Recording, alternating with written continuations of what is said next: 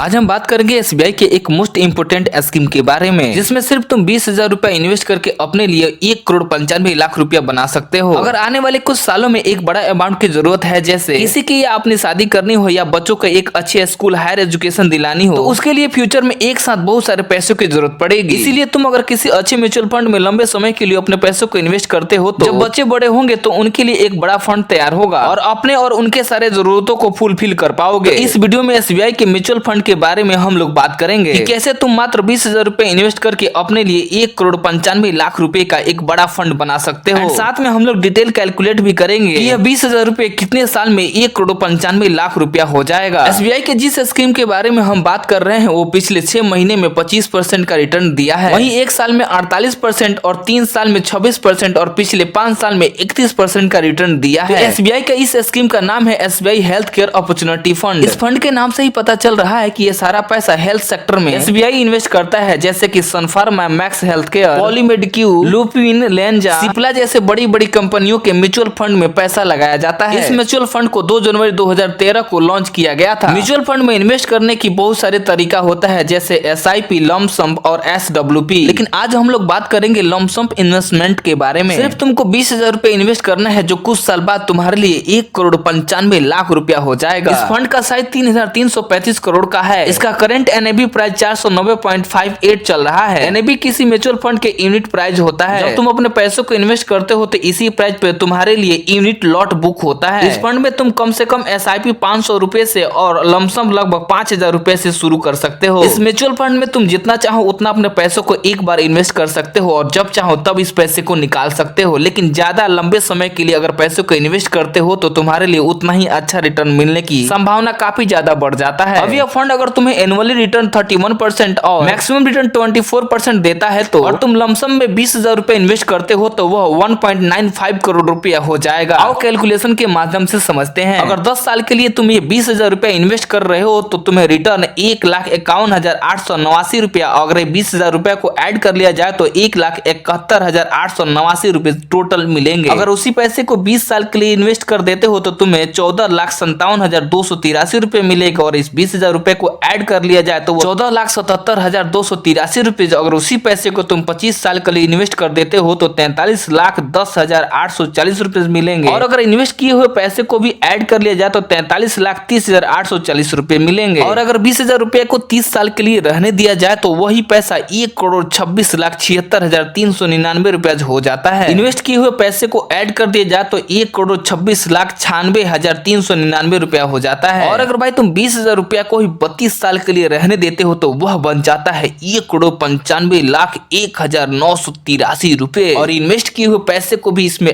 Add कर दिया जाए तो वो बन जाता है 1,95,21,983 रुपए। यह है कंपाउंडिंग का पावर। तो इसीलिए अभी से किसी न किसी म्यूचुअल फंड में अपने पैसे को इन्वेस्ट करो ताकि फ्यूचर में तुम्हारा जो भी जरूरत हो उसे ये फुलफिल कर पाए। वीडियो कैसा लगा कमेंट बॉक्स में जरूर लिख देना और ऐसे ही वीडियोस को देखने के लिए चैनल को सब्सक्राइब जरूर कर लेना, क्योंकि वीडियो बनाने